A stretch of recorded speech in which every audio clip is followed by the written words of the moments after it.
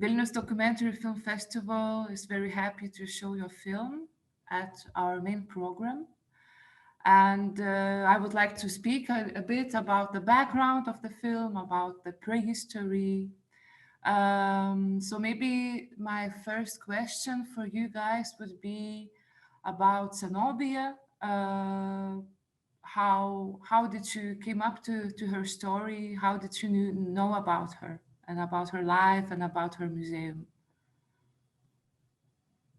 Well, we would like to thank the festival also. We are honored to be part of it and very glad to be even in a virtual way with them. My name is Pilar, one of the directors, is Ana. I met Zenobia many years ago. Many years ago, I was working in a project searching for some cultural stuff happening in the country out of the more conventional track. And she happened to be the grandmother of a friend who told me about her and told me we got to meet her because she made the museum at her place.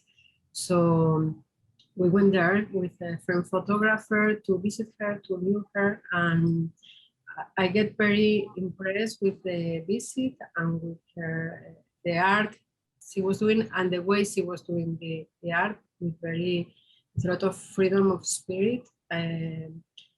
Without any knowledge previous, she was doing anything she wanted to do in a moment that we didn't have a lot of contemporary art happening in Panama.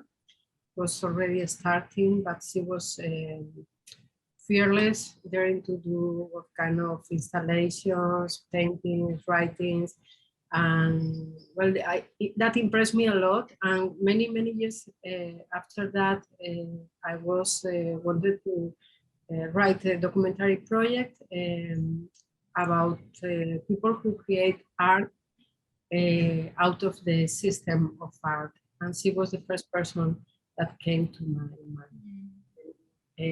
We tried to contact her again, and then we knew she was dead. She died a few years before. So we thought it was more important than ever to do the documentary. Okay.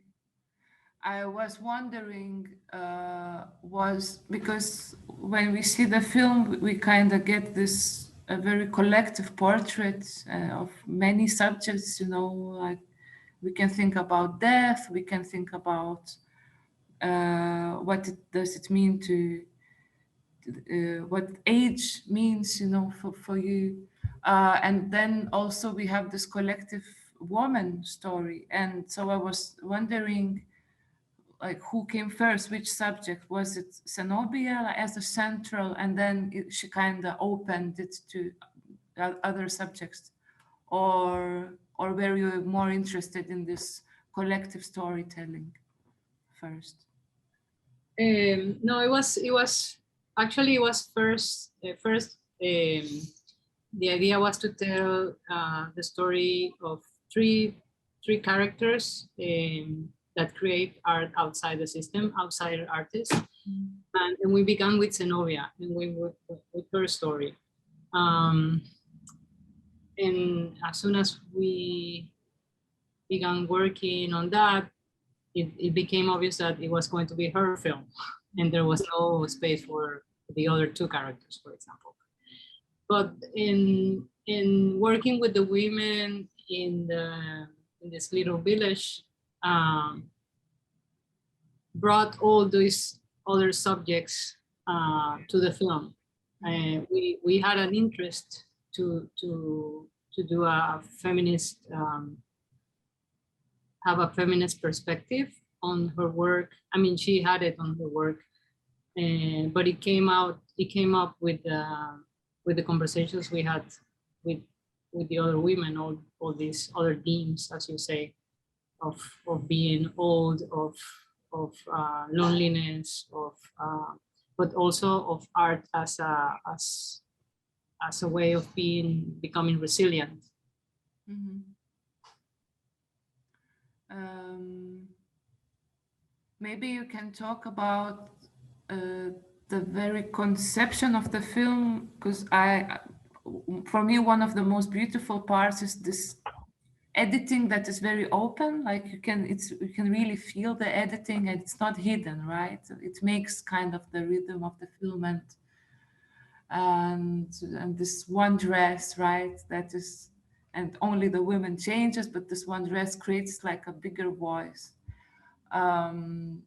Maybe you can tell a bit about the creative process, because you have a person who is not here anymore, and you need to tell her story, and you need to find a form for that, right? So Yeah. maybe you can elaborate a bit. Yeah, but well, we decided when Pilar told me that she wanted to make a film about Zenobia, and we found out that she was dead. The immediate question is, how do you portray a ghost? And that was something that we went to the shooting with. That question was always in our mind. Yeah, and because her presence was really strong in the place, was already abandoned, and was very little was left of what she created, but you could still feel the sense. At the beginning of the movie, you can see some images of how we found the objects and the spider webs all over the place. And she created many sculptures in her garden or outside her place, and it was practically nothing left. So we did have to reconstruct it. The movie had different parts in the creative process. No, we did this reconstruction of the place, then we filmed there, then we rewrite the story a few times, trying to find the voice for this ghost, which was really difficult because at the beginning I was counting on the Zenobia's writing. She did write a lot for decades. She was years and years writing every day. But after her death, her sons decided to burn all the journals she left because these little insects, the termites, were biting them. So there was very little left of what she of her diaries, and it took some time to find this voice. No, at the beginning I made a mix with some of my writings to create the voice. No, what was left, some ideas that became then the filming, and some of my writing. So then we stopped for a few months, for a long period of time while all this rewriting period, and then we started the editing during the pandemic in a very, I would say, lonely process between Ana and me. We were finding that we needed some more creative scenes or produce more art for the movie. So we were doing the process at the same time, no, editing and at the same time creating for what we feel the movie needs. So I don't know if I explained it. It's complicated. I'm thinking that in a way then, because I didn't know that the museum actually is staged, right? So it's kind of, you built the museum for... Yeah, I mean, there was some stuff left, some original of Zenobia's work that we cleaned and put there, but there was a lot of reconstruction based on the photos of this friend that went on that original trip more than 20 years ago. And there was also some art produced Zenobia style by Pilar. So it's a combination of everything. And yeah, I mean, you began your last question asking about this open thing that the documentary is, and it is more open than you imagine, because you see, you didn't know, but we didn't feel that we have to explain that, because that was not what the movie is about. But it's a nice surprise, I guess, when you finish watching the film and then you find out that a lot of it is reconstruction. as we like to think about it, is now the film is the museum, because all of that reconstruction again is gone, because it's so fragile, and the tropics here, they eat everything. So if there's nobody living there and maintaining it, it disappears. So we say the museum is now the film. Can we come back a bit to this? I find it very interesting as a starting point, this need to talk about a person out of art system, an artist that is out of art system, probably market, right? Or can you talk a bit more why this need? What do you see in there? Like why I mean, it's I'm provoking a bit, but why do you need to talk about the person who is out of kind of the acknowledged, right, the recognized circle? Because I think it's very important. I'm very interested in this kind of art, because as an artist myself, I don't have like a formal training in art. I explore a lot with all my projects. And I find that in these people working absolutely outside the art system, it's easy to find the connection between other points in which art is anchored on life. You know, it's anchor. They produce many times, as Ana said at the beginning, as a way of resilience. And it's also like a very attached to the biography, to the need to create, and to the pleasure of doing it. And I think when we are in the art system, sometimes you can lose this perspective very easily, because you have like a curator saying you that you should do this, or you should do that, or you are gonna be invited to this biennale if you change a little this and you maintain the subject, even if you don't feel that you need that subject anymore. So I think there's a lot to learn in these people producing at this basis. The creation as a move by the desire of create and by the need to do that, and finding the ways to do it, you know, as an organic. Maybe to continue the thought about learning, can you say what did you learn like the most of Zenobia? Because she has so many advices, right, in the film, these little notes that are so simple, and therefore it's so easy to kind of take them as a little advice for life. So maybe you found something in her, this archive that kind of touched you. Can you share that if there is a moment like that? Well, I think we try to create this movie as what we call the Zenobia style. Zenobia's way, no Zenobiano in Spanish. And for that, we did a lot of improv and try and prueba y error.